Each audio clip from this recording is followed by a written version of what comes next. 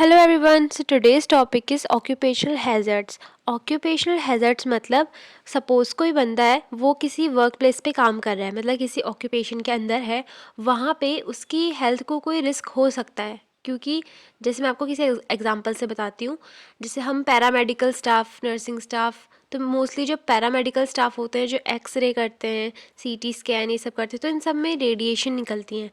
अब इनका तो ऑक्यूपेशन ही है, इनको तो वो करना ही है, तो उनके वर्क की वजह से क्या होता है, यहाँ पे रेडिएशन के अंदर वो आ रहे हैं, तो चांसेस हैं कि उनमें भी जीन म्यूटेशन हो सकता है, या फिर कुछ जैसे कि कुछ रेज होती है जो स्किन कैंसर, ब्लड कैंसर करती हैं, तो फिर ये चीज़ हो सकती है। तो इसी को कहते हैं ऑक्यूपेशनल हैज़र्ड। जब आप किसी ऑक्यूपेशन में रह के आपको अपने हेल्थ पे रिस्क होता है, ठीक है, हेल्थ ख़राब हो सकती है। तो हम देखते हैं कि ऑक्यूपेशनल हैज़र्ड्स कितने टाइप के होते हैं। एक तो है फिज़िकल हैज़र्ड, फिर है केमिकल हैज़र्ड, तीसरा है बायोलॉजिकल हैज़र्ड, चौथा है मैकेनिकल हैज़र्ड, पांचवा है साइकोलॉजिकल हैज़र्ड। मतलब फिज़िकली किसी चीज़ की, मतलब किसी फिज़िकल कॉज की वजह से अगर किसी को हैज़र्ड हो रहा है, या फिर किसी केमिकल कॉज की वजह से हो रहा है, या किसी बायोलॉजिकल कॉज की वजह से हो रहा है, या किसी मैकेनिकल कॉज की वजह से हो रहा है, या फिर किसी साइकोलॉजिकल कॉज की वजह से हो रहा है। अब एक एक को हम लोग डिटेल में पढ़ेंगे। तो सबसे पहले हम फिज़िकल हैज़र्ड्स के बारे में पढ़ते हैं। तो ये सबसे ज़्यादा कॉमन है, क्योंकि सबसे ज़्यादा इन्वायरमेंट में यही प्रेजेंट होता है। अब इसमें कौन कौन सी ऐसी चीज़ें आती है जो फिज़िकल हैज़र्ड कॉज कर सकती है, जैसे कि कोल्ड अगर एक्सट्रीम है, ठीक है, humidity, heat radiation, air movement की वजह से, आयोनाइजिंग रेडिएशन की वजह से, लाइट की वजह से, noise, breathing and work place की वजह से, toilet and hand washing facilities, इन सब ये सारी बहुत सारी कॉजेज़ हैं जिसकी वजह से फिज़िकल हैज़र्ड्स हो सकते हैं। अब इसमें भी कुछ जो गिनी चुनी और सबसे ज़्यादा कॉमन है, मैं वो बताती हूँ। जैसे कि एक्सट्रीम टेम्परेचर, अब वो एक्सट्रीम हॉट भी हो सकता है, एक्सट्रीम कोल्ड भी हो सकता है। एक्सट्रीम हॉट टेम्परेचर में कौन लोग रहते हैं, जैसे कि फार्मर्स, वो दिन भर धूप में काम करते हैं। रोड बिल्डर्स, जो धूप में लगे रहते हैं, रोड को बिल्ड करते हैं, जो बिल्डिंग का कंस्ट्रक्शन करते हैं, या फिर एस्बेस्टॉस फैक्ट्री में होते हैं, मेटल वर्क करते हैं, बेकरीज में होते हैं, इंजन रूम्स में होते हैं।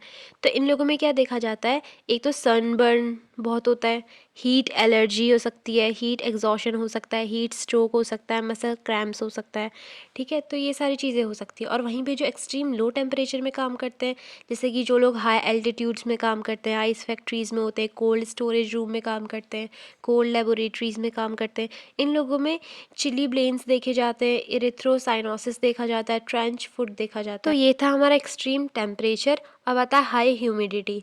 जो लोग हाई ह्यूमिडिटी में काम करते हैं, जैसे कि टेक्सटाइल इंडस्ट्रीज़ में, या फिर पेपर या आइस फैक्ट्रीज़ में, तो इन लोगों में भी काफ़ी सारे फिज़िकल हैज़र्ड्स हो सकते हैं। या फिर जो लोग ज़्यादा नॉइस में काम करते हैं, जैसे कि ऑटोमोबाइल फैक्ट्रीज़ में, टेक्सटाइल फैक्ट्रीज़ में, ऑयल फैक्ट्रीज़ में, स्टील फैक्ट्रीज़ में, तो इनमें हियरिंग इम्पेयरमेंट के बहुत ज़्यादा चांस हो सकता है। वो पार्शियल हियरिंग लॉस भी हो सकता है और कंप्लीट हियरिंग लॉस भी हो सकता है। नर्वसनेस हो जाती है, इरिटेशन रहती है, फटीग रहता है, ठीक है। नेक्स्ट है लाइट। अब लाइट में पुअर लाइट अगर है आपके वर्क प्लेस में, या फिर बहुत ज़्यादा ब्राइट लाइट है, तो ये दोनों चीज़ अफेक्ट करती है।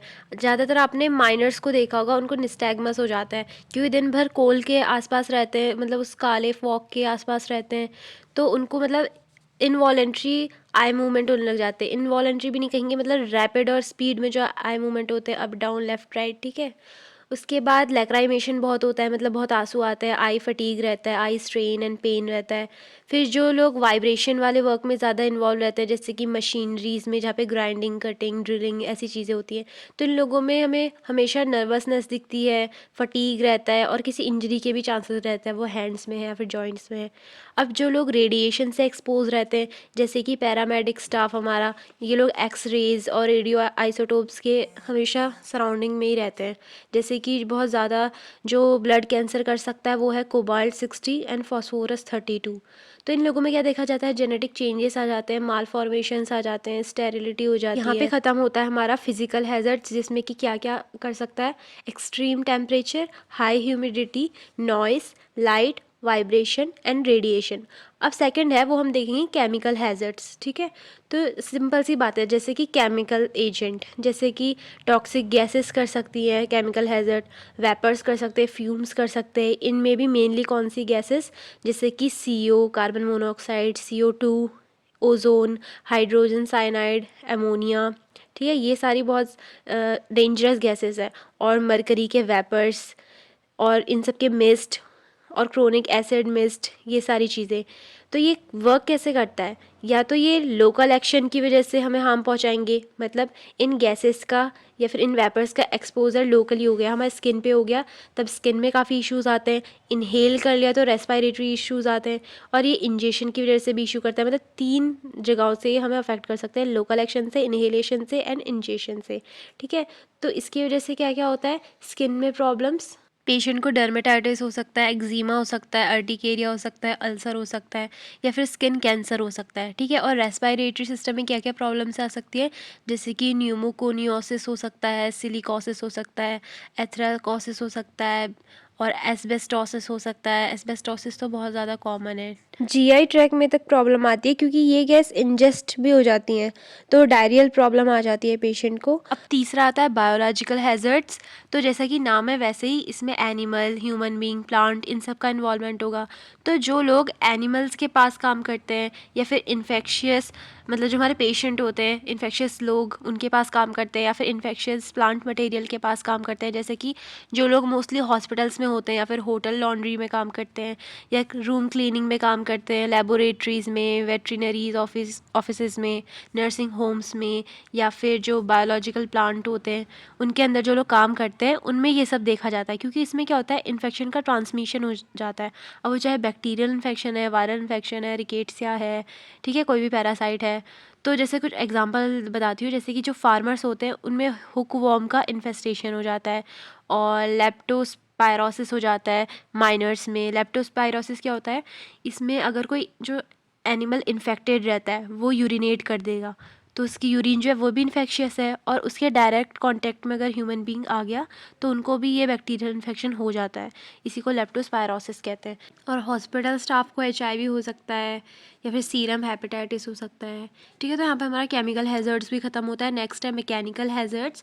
तो मैकेनिकल एजेंट्स के अगर हम कांटेक्ट में आते हैं, जैसे कि अनप्रोटेक्टेड मशीनरीज़ के, या फिर जो मूविंग पार्ट्स होते हैं, बड़ी बड़ी फैक्ट्रीज़ होती हैं जहाँ पे बड़ी बड़ी मशीनरीज़ होती हैं, वहाँ पे जो लोग काम करते हैं, और अगर वहाँ पे सेफ्टी मेजर्स अच्छे से नहीं लिए गए तो कुछ भी हो सकता है, बहुत बड़ी इंजरी भी हो सकती है, यहाँ तक कि लेग या फिर हैंड का एम्पुटेशन भी करना पड़ सकता है। अगर इतनी बड़ी मशीन्स के अंदर आ जाता है पेशेंट, तो या तो क्रश हो सकता है, क्रशिंग हो सकती है, शेयरिंग हो सकती है, कटिंग हो सकती है पेशेंट की, एनलार्जमेंट मतलब बिल्कुल पिचक जाता है पेशेंट, और पेशेंट मशीन के अंदर भी फंस जाता है, मतलब कि ड्राइंग इन और ट्रैपिंग, अंदर फंस के पूरा लिपट जाता है पेशेंट उसी में, या फिर स्टैबिंग, पंचर हो जाता है पेशेंट में। तो इतनी सारी मैकेनिकल हैज़र्ड्स हो सकते हैं, बड़ी बड़ी मशीनरीज़। इन सब के साथ अगर अच्छे से आप लोगों ने प्रिकॉशंस नहीं लिए तो, या फिर बहुत लापरवाही करी तो। देन साइकोलॉजिकल हैज़र्ड्स क्या क्या होते हैं, जैसे कि क्या होता है आजकल देखा जाए तो, जैसे कि कॉर्पोरेट जॉब्स होती हैं तो उनमें पेशेंट बैठे ही रहते हैं कंप्यूटर के आगे, उनका बैक पेन हो जाता है, आई पे बहुत स्ट्रेन पड़ता है, ऊपर से कंपनीज़ में बॉस वगैरह बहुत प्रेशर डालते हैं, एक बहुत ज़्यादा टेंशन रहती है, फ्रस्ट्रेशन रहता है। तो इस वजह से हमारी साइकोलॉजिकल हेल्थ बहुत अफेक्ट होती है, जॉब इनसिक्योरिटी की वजह से, या फिर अनएम्प्लॉयमेंट हो गई है तो, या फिर ह्यूमन रिलेशंस अच्छे नहीं हैं आपकी वर्क प्लेस में। तो इन सब चीज़ों की वजह से क्या होता है, इनसिक्योरिटी होती है, पुअर सोशल रिलेशनशिप बनता है। इसकी वजह से फिजिकल हेल्थ में भी प्रॉब्लम आती है, जैसे कि हाई या फिर लो ब्लड प्रेशर रहता है, इंसोम्निया रहता है, लॉस ऑफ एपेटाइट रहता है, हार्ट बर्न रहता है। ठीक है, ये सब स्ट्रेस की वजह से होता है, तो ये सारी चीज़ें स्ट्रेस दिलाती है। मैं आपको एक ट्रिक बताती हूँ ये सारे ऑक्यूपेशनल हैज़र्ड्स को याद करने की। जैसे हम लोग स्ट्रीम चुनते हैं ना, PCMB, physics chemistry math biology, तो फिर वैसे ही P से हो गया फिजिकल हैज़र्ड्स, सी से हो गया केमिकल हैज़र्ड्स, बी से हो गया बायोलॉजिकल हैज़र्ड्स, M से हो गया मैकेनिकल हैज़र्ड्स, और लास्ट में एक याद रखना साइकोलॉजिकल हैज़र्ड्स। ठीक है, तो हमारे सारे कवर हो जाएंगे पाँचों के पाँचों। अब बचती है ऑक्यूपेशनल डिजीज़, यानी कि किसी ऑक्यूपेशन में रहने की वजह से अगर हमें कोई डिजीज़ हो गई तो सबसे पहला आता है स्किन में हो सकता है एक्जीमा या फिर डर्मेटाइटिस, यानी कि इन्फ्लामेशन हो जाती है स्किन में। ये किसी वजह से हो सकता है, बहुत सारे एजेंट्स जैसे कि डिटर्जेंट की वजह से, या फिर कुछ लोग ऑलरेडी एलर्जिक होते हैं बहुत सारे सब्सटेंसेस से, जैसे कि रबर, केमिकल से। ठीक है, तो उनको डर्मेटाइटिस या फिर एक्जीमा हो सकता है, या फिर किसी को स्किन कैंसर हो सकता है अगर उसका बहुत ज़्यादा एक्सपोजर हो रहा है सनलाइट से, या फिर जो टार होता है उससे, या फिर किसी को लंग में डिजीज़ हो सकती है, जैसे कि एस्मा, जो कि हेल्थ केयर वर्कर्स में देखा जाता है, जो कि ग्लूटर एल्डिहाइड की एक्सपोजर से होता है। एलर्जिक एल्वियोलाइटिस भी हो सकता है, जिसको फार्मर्स लंग भी कहते हैं, जो कि फंगल स्पोर के इनहेलेशन से होता है, न्यूमोकॉनियोसिस हो सकता है, जो कि क्वार्ट्ज एक मिनरल होता है जो कि सिलिका से बना होता है, एक क्रिस्टलाइज्ड मिनरल होता है, उसको अगर इनहेल कर लेते हैं तो न्यूमोकॉनियोसिस हो सकता है। या फिर कैंसर हो सकता है लंग्स का, जो कि एस्बेस्टोस इनहेलेशन से होता है। नेक्स्ट है मस्क्यूलोस्केलेटल में क्या क्या डिजीजेज आती हैं।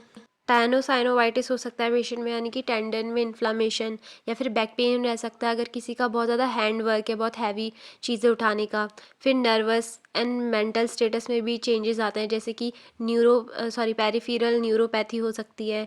जो पेशेंट लेड के एक्सपोजर में ज़्यादा रहते हैं उनकी जो पेरिफेरल नर्व्स होती हैं उनमें डिजीज़ हो जाती है। या फिर नर्व डेफनेस हो सकती है, जो हमारी वेस्टिब्यूलो कोक्लियर नर्व होती है वो डैमेज हो सकती है हाई नॉइज़ की वजह से। मेंटल इलनेस हो सकती है बहुत ज़्यादा स्ट्रेस की वजह से।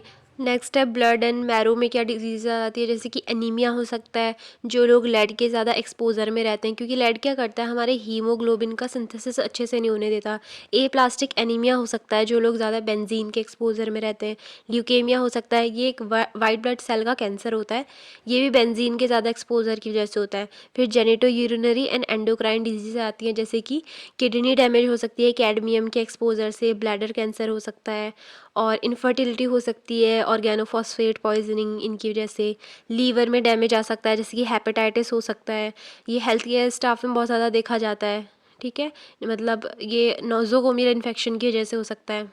या फिर कैंसर भी हो सकता है लीवर में, जैसे कि एंजियोसार्कोमा, जो हमारी ब्लड वेसल होती है उनकी इनर लाइनिंग में जब कैंसर होने लग जाता है, मोस्टली जो लीवर की ब्लड वेसल्स होती है वहाँ पे। तो ये सारी डिजीज़ हैं जो कि एसोसिएटेड है हमारी ऑक्यूपेशनल हैज़र्ड से, मतलब ऑक्यूपेशन में रह के अगर किसी को डिजीज़ हो गई या फिर हैज़र्ड्स हो गए तो उनके बारे में हमने आज पढ़ा। So that's all for today, hope you liked it. Okay, bye.